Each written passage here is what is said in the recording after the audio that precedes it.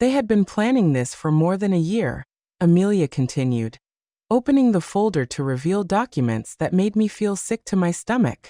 I found evidence that Juliet had been consulting with lawyers specializing in mental competency cases for seniors.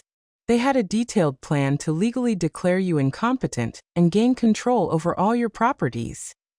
Joseph, who had remained silent until then, leaned forward with a grave expression. Aurora, there's more. That night after you left the ballroom, I overheard Juliet talking on the phone with someone. She was saying that the old woman had ruined everything, but they still had Plan B. His words sent a shiver down my spine. Plan B. I repeated, feeling my stomach clench with a mixture of fear and anger. Lucy took my hand and squeezed it gently. Aunt Aurora, they've been telling everyone you've gone senile, that the scene at the wedding was evidence that you've lost touch with reality. They're building a case for a judge to declare that you can't handle your own affairs. The magnitude of their betrayal expanded before me like an infected wound.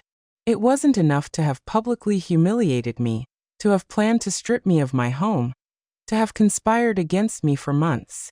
Now they were trying to use my justified response to their cruelty as evidence of mental incompetence. It was a wickedness that surpassed anything I had imagined possible. But that's not all, Amelia added, her voice trembling. I've discovered that Juliet has been spreading rumors in the neighborhood about your erratic behavior. She has visited several of your neighbors, suggesting that they should report anything concerning they observe about you. The systematic nature of her defamation campaign left me breathless. Carlos, who had returned for our scheduled meeting, entered the apartment at that moment and found the atmosphere thick with tension. Mrs. Hughes, I see you've already found out about some of the recent maneuvers.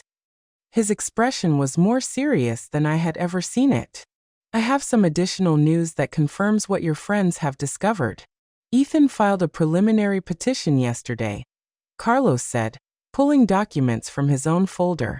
He is requesting that a court evaluate your mental competency based on what he calls irrational behavior and erratic financial decisions.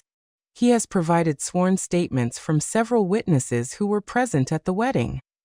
Sworn statements? I asked, feeling the anger begin to replace the shock. What kind of statements? Carlos consulted his papers before answering. Statements describing your unjustified emotional outburst against an innocent young couple. Statements characterizing your financial decisions as vengeful and destructive. Statements suggesting that you have lost the ability to make rational decisions. Lucy squeezed my hand tighter. Aunt Aurora, they've convinced several wedding guests to sign declarations. Most of them don't really understand what was going on that night. They just saw an old woman attacking newlyweds.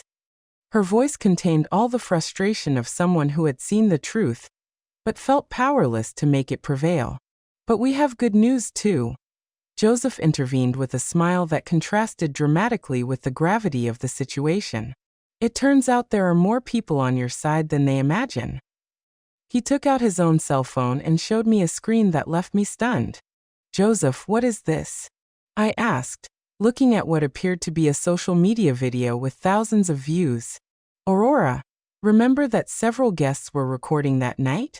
Well, some of those videos have gone viral. People aren't seeing a senile old woman attacking an innocent couple. They're seeing a dignified woman revealing the truth about years of abuse and manipulation. Amelia leaned in to look at the phone too. Aurora, the comments on these videos are overwhelmingly in your favor. People are praising your courage, your dignity under pressure, your decision to set boundaries. Some are sharing their own stories of family abuse. You've become a symbol of resistance against the exploitation of seniors. Carlos nodded in approval. This public response will be invaluable if the case goes to court. It's difficult to argue that someone is mentally incompetent when thousands of people are applauding the logic and justice of their actions. His professional smile had returned, suggesting that perhaps the legal battle wouldn't be as one-sided as I had initially feared. But there's something else you need to know, I said, making a decision I had been considering for the last 3 days. If Ethan and Juliet want to play this game,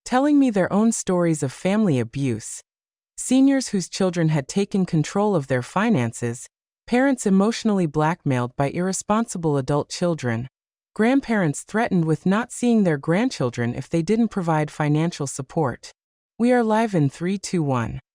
The red light on the camera came on, and Catherine began with an introduction she had rehearsed perfectly. Good evening and welcome to Stories of a Lifetime. I am Catherine Diaz, and tonight we have with us Aurora Hughes, a 68-year-old woman whose story has shocked the nation and put the issue of family abuse against seniors at the center of a national debate. Mrs. Hughes, Catherine continued, turning to me, 6 months after the events at your son's wedding, how does it feel to know that your story has inspired so many people? Her question was direct but compassionate, allowing me to start on my own terms. I feel grateful, I replied, feeling my voice stabilize as I spoke. Grateful that something as painful as the loss of my relationship with my son has served to help other people in similar situations. For months, I felt lonely and confused, wondering if I was the one who was wrong. Now I know that what I went through is more common than any of us would like to admit. Catherine nodded and consulted her notes. Tell us about the years leading up to that night when you started to realize that something wasn't right in your relationship with your son and his fiancée. It was the question I had been waiting for, the opportunity to explain how emotional and financial abuse develops gradually, almost imperceptibly. It started with small things, I explained, remembering those early signs I had ignored out of love, comments about my age, suggestions that I could no longer take care of myself, subtle pressures for me to make decisions that truly benefited them. Family abuse rarely begins with blows or shouting. It begins with the slow erosion of your self-confidence, with making you question your own reality. Carlos leaned forward to add legal context. What Aurora describes is a classic pattern we see in elder abuse cases. The perpetrators, especially when they are family members, use psychological manipulation tactics before proceeding to more direct forms of coercion. It's insidious because it's disguised as loving concern. And the moment of the revelation? Catherine asked. When did you decide to expose the truth about your financial situation? It was the question I knew would come, the one that required me to explain the most difficult decision of my life. The slap, I replied simply, when Juliet slapped me in the middle of the ballroom in front of 130 people for refusing to hand over the keys to my apartment. I knew she had crossed a line I couldn't ignore. In that moment, I understood that it was no longer about protecting my family from the consequences of their actions. It was about protecting myself from continuing to be abused. The interview continued for 45 minutes, covering all aspects of my story. I talked about the decision to live simply to protect my privacy, about the years of secret financial support I had provided, about the conspiracy to declare me incompetent, and about the legal battle that followed. Each answer was designed not only to tell my story, but to educate others about the warning signs and available resources. Mrs. Hughes, Catherine said near the end of the program, do you have a message for your son if he is watching this interview tonight? It was the most difficult question, the one I had been both dreading and hoping for. I looked directly into the camera, knowing there was a chance Ethan was watching. Ethan, if you are listening to this, I want you to know that I still love you. I will always love you because you are my son. But loving someone doesn't mean allowing them to abuse you. Loving someone doesn't mean sacrificing your dignity for their convenience. Loving someone doesn't mean becoming a victim of their greed. The doors to my heart will always be open for you. I continued, feeling tears begin to well up in my eyes, but only if you can walk through them as the honorable man I tried to raise you to be. Only if you can look me in the eye and accept full responsibility for your actions. Only if you can show that you have learned that family is built on love and respect, not on opportunism and manipulation. And for all the people watching this who recognize their own story and mine, I added, addressing the broader audience, I want you to know that you have the right to be treated with dignity, no matter your age. You have the right to make your own decisions about your money, your home, your life.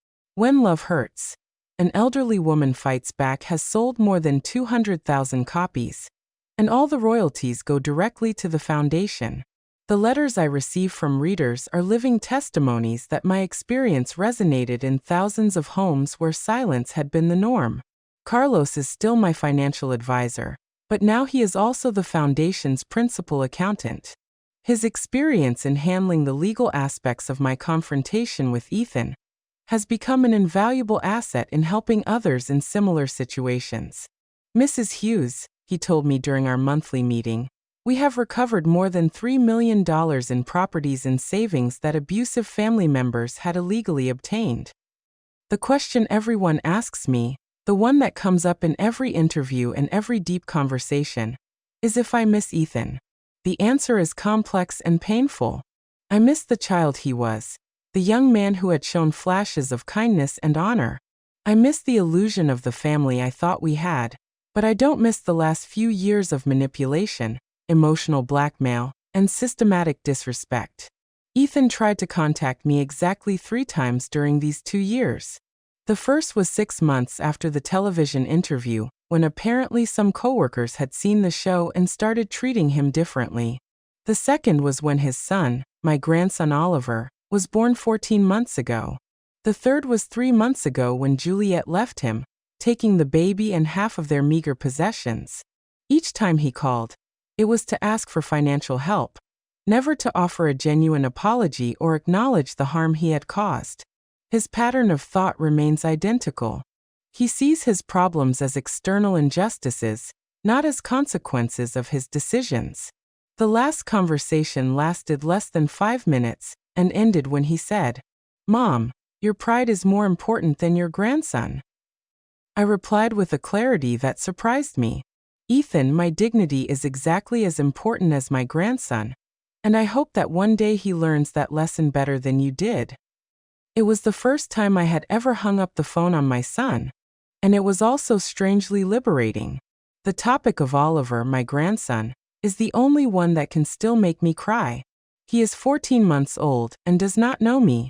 When Juliet left, she took all the family photographs, including the few I had of him. I have created a trust fund for his college education administered by Carlos that will be available when he turns 18, regardless of the relationship we have by then.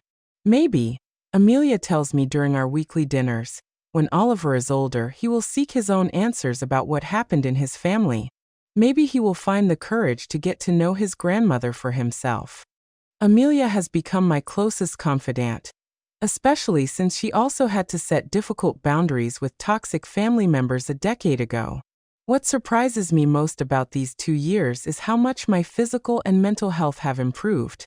During the last few years with Ethan and Juliet, I had developed chronic insomnia, constant headaches, and an anxiety that kept me in a state of permanent alert. My doctor says my current tests show the stress levels of a woman 10 years younger.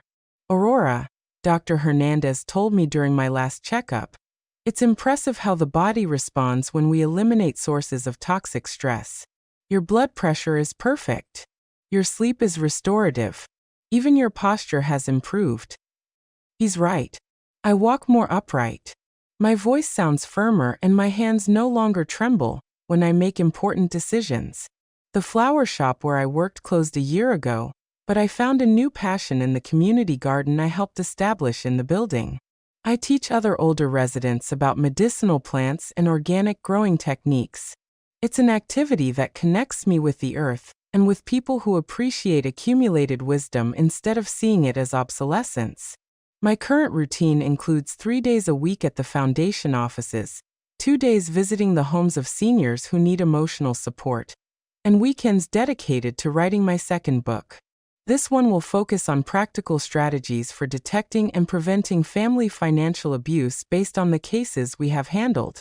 The apartment that was once a source of greed is now a space of peace and creativity. I have converted Ethan's old room into an office where I receive people who need guidance. The walls are filled with thank you letters, photos of families we have helped reconcile in a healthy way, and diplomas from the universities where I have given lectures.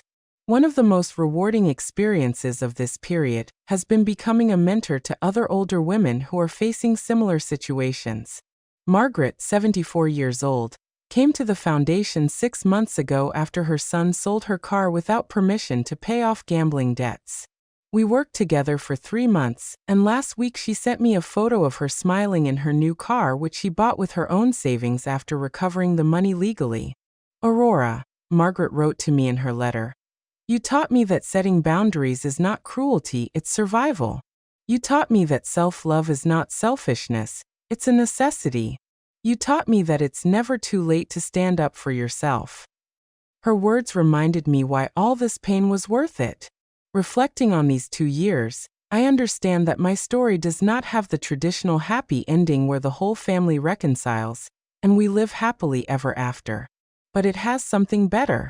It has authenticity, reclaimed dignity, and a purpose that transcends my personal pain.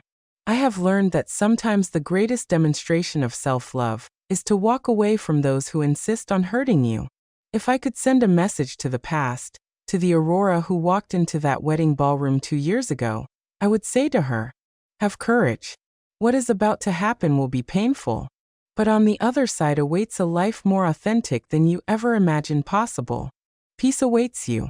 The peace that comes from knowing you will never again allow anyone to treat you as if you are disposable.